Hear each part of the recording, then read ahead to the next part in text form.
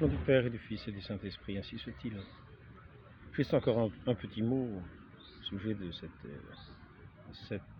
comment dire, de ce repère, l'erreur protestante. La foi seule. La foi seule. Ce matin, étant à la messe, devant vous, nous avions trois textes. Trois textes qui ne sont pas du tout dans le sens de la foi seule. Et l'écriture seule. Mais la foi seule. Moïse disait au peuple, c'est du Deutéronome, chapitre 30, versets 10 à 14. Moïse disait au peuple, écoute la voix du Seigneur ton Dieu. En observant ses commandements et ses décrets inscrits dans ce livre de la loi, et reviens au Seigneur ton Dieu de tout ton cœur, de toute ton âme. Elle est tout près de toi, cette parole, elle est dans ta bouche, dans ton cœur, afin que tu la mettes en pratique. Mais le passage à souligner, me semble-t-il, c'est celui-ci. Moïse disait au peuple, écoute la voix du Seigneur ton Dieu en observant ses commandements. C'est là que nous avons le sens de ce que veut dire écouter. Écouter la voix. Car beaucoup disent, bon, très bien, nous avons les Écritures seules. Mais en fait, ils n'écoutent pas les Écritures. Parce que qu'est-ce que c'est qu'écouter les Écritures? Là, ici, nous en avons le sens. Moïse disait au peuple, écoute la voix du Seigneur ton Dieu en observant ses commandements. Voilà ce que c'est qu'écouter. Voilà ce que c'est que tenir compte de la parole de Dieu sans la mépriser. Voilà ce que c'est que croire, écouter en observant. Ce qui est dit. Je crois, donc j'écoute. J'écoute pas seulement de l'oreille. J'observe. Pas des yeux, simplement. J'observe en observant les commandements et les décrets inscrits qui correspondent à ce que j'entends.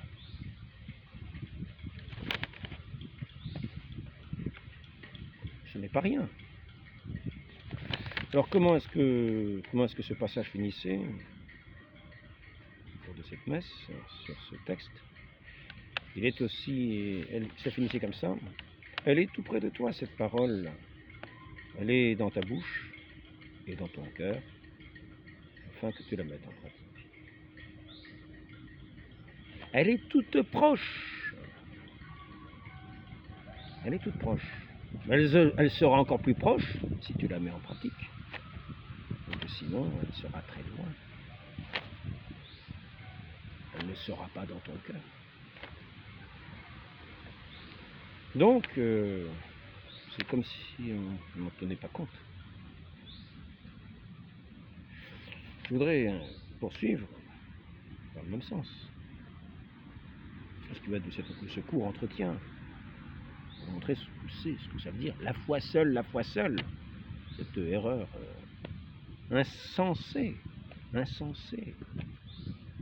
que je vais à nouveau, comme je l'ai fait déjà dans une très courte vidéo, démontrer de façon élémentaire.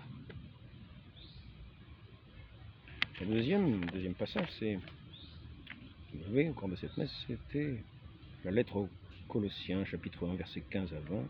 Le Christ Jésus est l'image du Dieu invisible, le premier-né avant toute créature. En lui, tout fut créé. N'oublions pas qu'il est le Verbe éternel, le Verbe du Père, le Verbe de Dieu. Tout est créé par lui. Donc, tout s'est fait par lui. Rien ne s'est fait sans lui, dit Saint Jean. Et ici, c'est peut-être aux Colossiens, Jésus-Christ est l'image du Dieu invisible, le premier-né avant toute créature. En lui, tout fut créé dans le ciel et sur la terre. Tout est créé par lui et pour lui. Il est avant toute chose, tout subsiste en lui.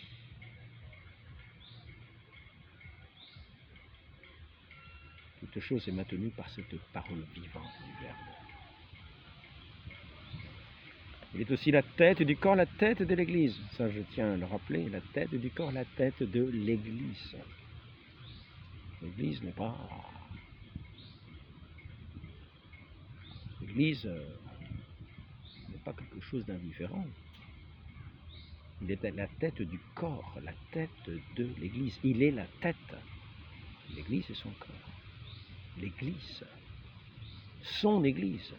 Pas une des 1000 églises qui n'ont pas de tête. Qui disent Seigneur, Seigneur et qui ne font jamais ce qu'ils disent. Qui n'écoutent jamais sa parole. Qui ne mettent jamais en pratique ses commandements.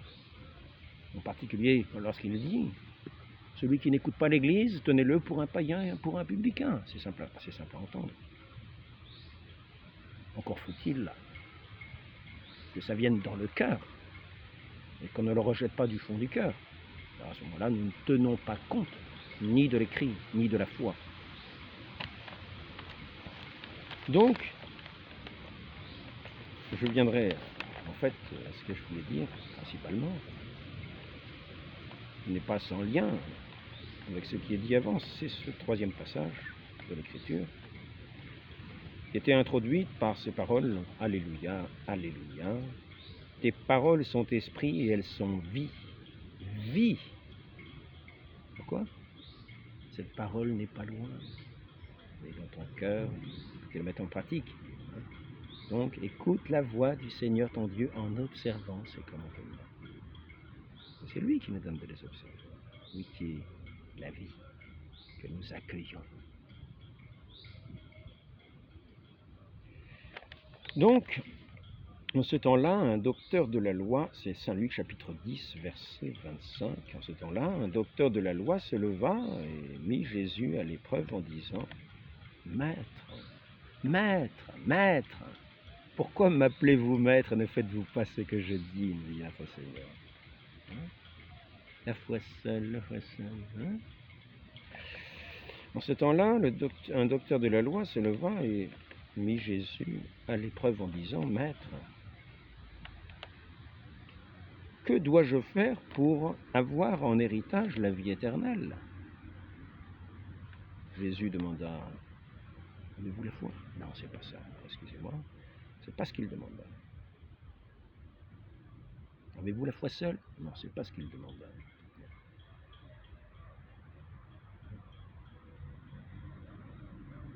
Jésus lui demanda, qu'est-il écrit dans la loi?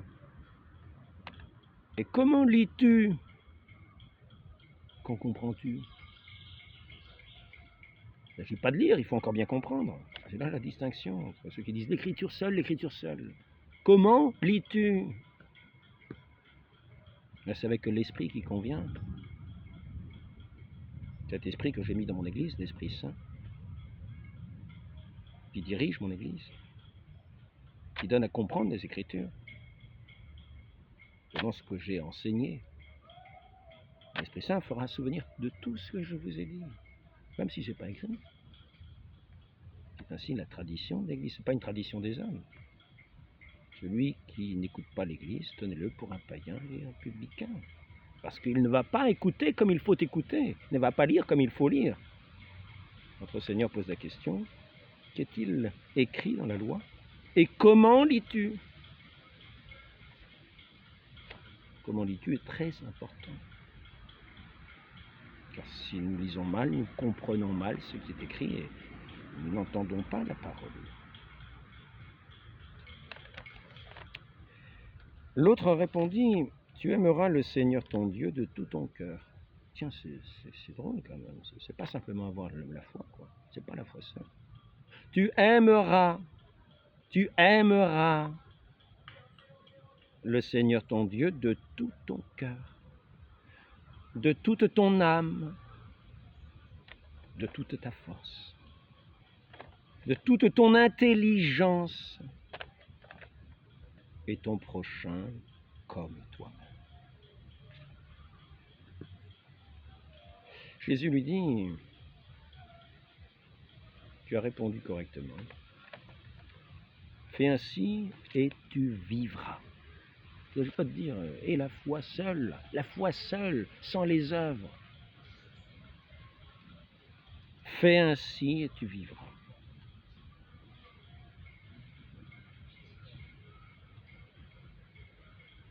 Tu aimeras le Seigneur ton Dieu de tout ton cœur, de toute ton âme, de toute ta force, de toute ton intelligence, et ton prochain comme toi. Donc, ensuite, nous avons l'histoire que nous reprend notre Seigneur, le Samaritain. Le bon Samaritain. Donc voici que quelqu'un est attaqué en route par deux brigands. Déjà, du point de vue de la charité, on voit que ces deux brigands-là, ce n'est pas... Il en est juste question en entrant. Après ça, pour savoir qui est le prochain, on ne parle même pas d'eux. On hésite entre le lévite, entre le prêtre, le lévite et le Samaritain. Il n'est même pas question des brigands. Le brigand n'en est même pas à rechercher les commandements de Dieu. C'est un oubli total.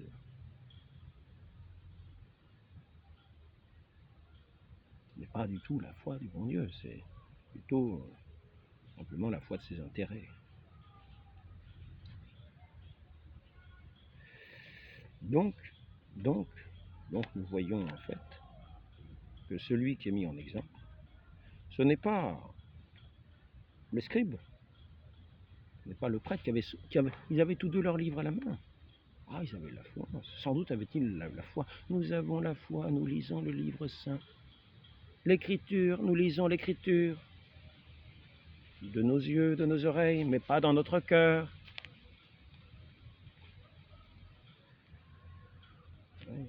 La foi seule est ici condamnée par notre Seigneur. Mais pas la foi seule.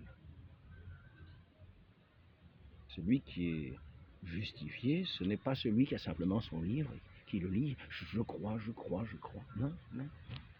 C'est celui qui, quand il voit se blesser sur la route, s'en approche, prend soin de lui, l'amène à cette auberge, donne une avance pour pouvoir aux soins de ce blessé à l'aubergiste. On pourrait très bien comparer à l'église. L'église, tous ceux qui ont été abîmés par ce monde, qui sont venus dans cette auberge, et notre Seigneur, le bon pasteur, les a menés de la manière qui lui a plu, par les chemins qui lui a plu, et qui a remis à cet aubergiste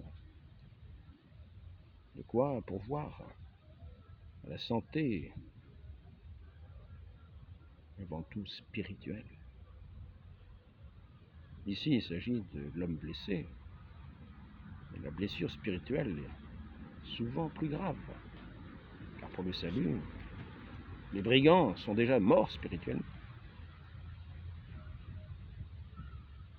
Et les autres sont avec des fantaisies de l'esprit. La foi seule suffit. Je ne veux pas me mêler à ces gens impurs. Là, j'ai l'écriture avec moi. Et oui, ils ont une vision tronquée de ce qu'est notre vie, notre relation à notre Dieu, notre relation au prochain. Dieu sera en présent.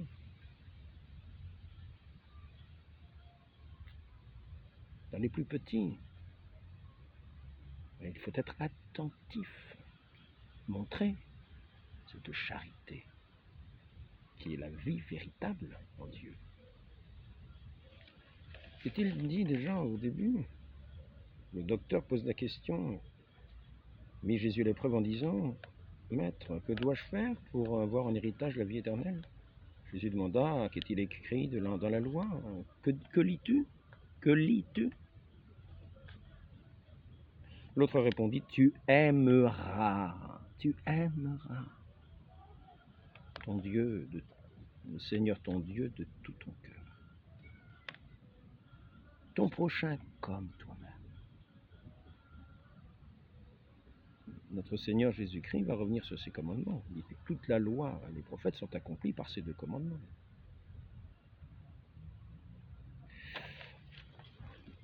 Donc notre Seigneur dit bien, pour répondre à la question, pour rentrer, pour avoir en héritage la vie éternelle, que faut-il faire? Aimer. Aimer. Aimer. Il ne s'agit pas d'avoir les Écritures, d'avoir la foi seule. Non, c'est aimer. Aimer. Nous entrons dans ce règne de l'amour. Nous savons bien l'espérance, la foi. De toute façon, restera l'amour. Donc maintenant, nous serons jugés à l'amour. On va simplement reprendre ce qui était dit hier. Notre Seigneur reformule d'une autre façon. Quand il a envoyé prêcher la pénitence, nous voyons dans les Écritures que notre Seigneur a envoyé ses apôtres prêcher la pénitence. Et il nous a avertis dans les Évangiles. Quand il y avait la tour qui s'était effondrée, qui a fait des victimes, notre Seigneur nous dit bien, si vous ne faites pénitence, vous périrez tous de même en peu. Si vous ne faites pénitence, alors il y en a qui vont dire, ah oui, je crois, mais je ne fais pas pénitence. Mais je crois, la foi seule, mais je ne fais pas pénitence. Non, la foi me suffit. Il n'est pas question de la foi, il est question de, bien sûr, faire pénitence, il faut avoir cette foi. Mais l'important, c'est de faire pénitence. C'est le propre de la foi de nous amener à faire pénitence. Il ne s'agit pas de dire la foi seule. Par la foi, nous sommes introduits dans cette vie de pénitence. Donc je reviendrai à ce que j'avais cité hier. Ben alors, le frère Alain, vous nous cassez la baraque, là. Qu'est-ce que c'est que cette histoire encore, quoi? Bah, vous savez bien, ça fait 500 ans qu'on vous prêche la foi seule, quoi. Donc, souvenez-vous, première épître aux Corinthiens, chapitre 13, verset 2, « Si j'ai la foi à transporter les montagnes, et si je n'ai pas la charité, je n'ai rien. » Ben alors, mes frères Alain, vous allez fort. Ben, où est-ce que vous avez trouvé ça? C'est une nouveauté, peut-être encore. Et donc ici, nous avons ce deuxième passage, Saint Jacques. Vous le voyez, c'est par les œuvres que l'homme est justifié. Nous venons d'entendre notre Seigneur. Et non par la foi seulement. Saint Jacques, chapitre 2, versets 24 et 25.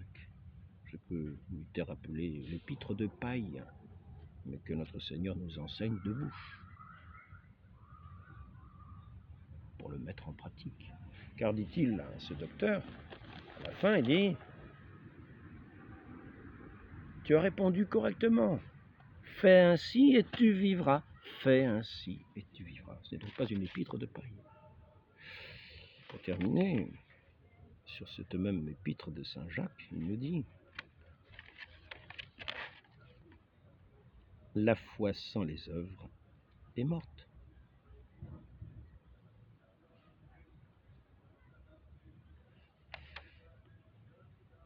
Pour ce qui est de l'écriture seule, quand même, alors, vous savez bien qu'on n'a pas besoin de l'Église quand même. Souvenons-nous quand même que le Christ, notre Seigneur, est la tête du corps qui est l'Église. Donc, si notre Seigneur en est la tête, il faut aussi l'écouter.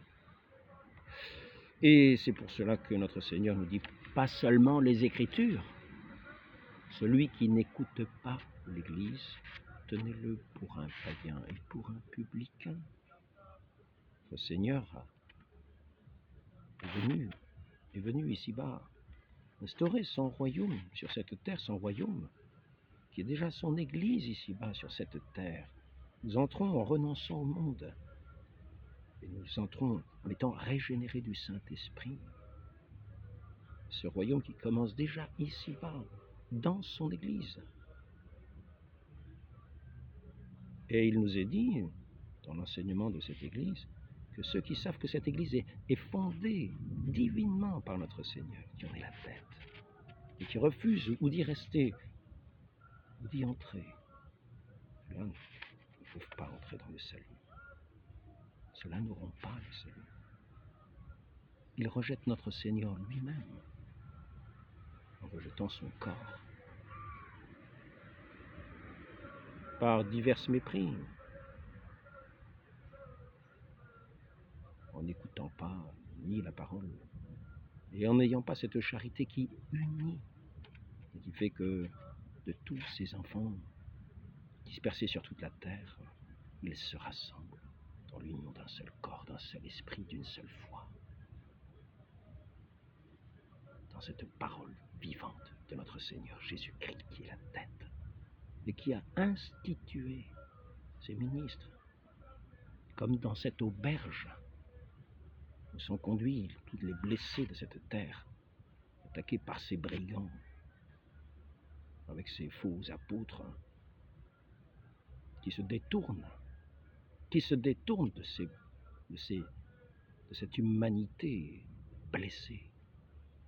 Notre Seigneur a instauré une auberge, son Église et ses ministres, afin de dispenser le baume de son amour, le baume de son amour qui guérit, qui restaure, le baume de cet Esprit Saint tout-puissant, sanctificateur, vivificateur, par sa parole créatrice, qui refait cette création nouvelle et qui a fait cette Église, qui l'a assemblée dans cette charité, qui est le propre de son règne, déjà sur cette terre.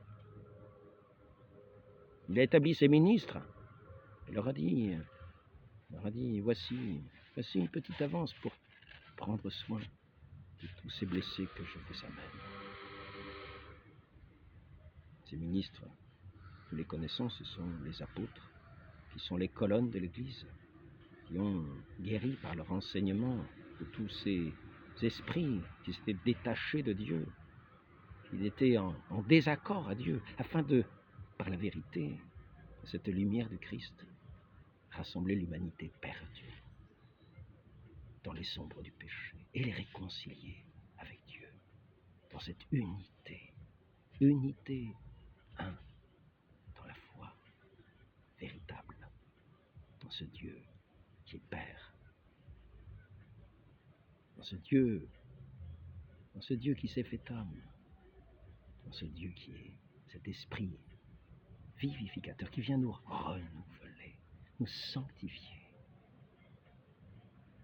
être ce baume divin qui vient guérir toutes nos blessures, et qui est dispensé dans tous les sacrements de l'Église, par ses ministres, institués par notre Seigneur dans cette auberge sainte, cette auberge sacrée, auquel notre Seigneur vient confier l'humanité blessée.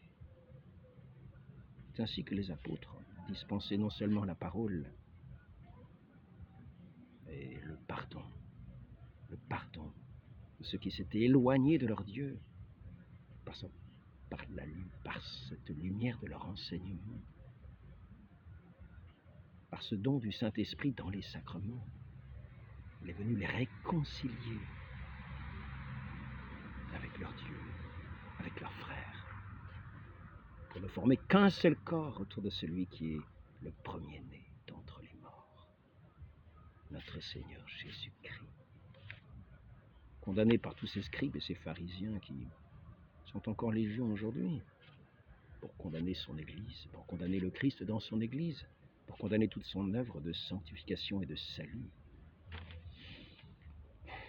Demandons à notre très sainte Mère la grâce d'entendre son divin Fils, au pied de sa croix.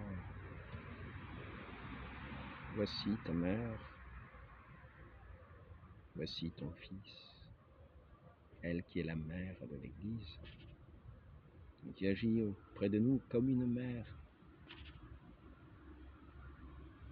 Voyons bien ces enfants bien dociles, non seulement de foi, mais d'une foi vivante, pleine de cette charité que Dieu nous prodigue, parce que nous lui ouvrons notre esprit, notre intelligence, notre cœur, parce que nous tendons vers lui de toute notre force.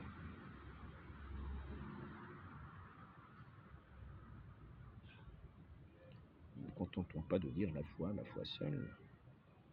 Vous aurez la foi à déplacer les montagnes, si vous n'avez pas la charité, tout cela n'est rien. Marie conçue sans péché, priez pour nous qui avons recours à vous. Nous travaillons à l'œuvre de votre Fils, à restaurer cette humanité blessée sur le bord de la route, ainsi soit-il. Au nom du Père et du Fils et du Saint-Esprit, Amen.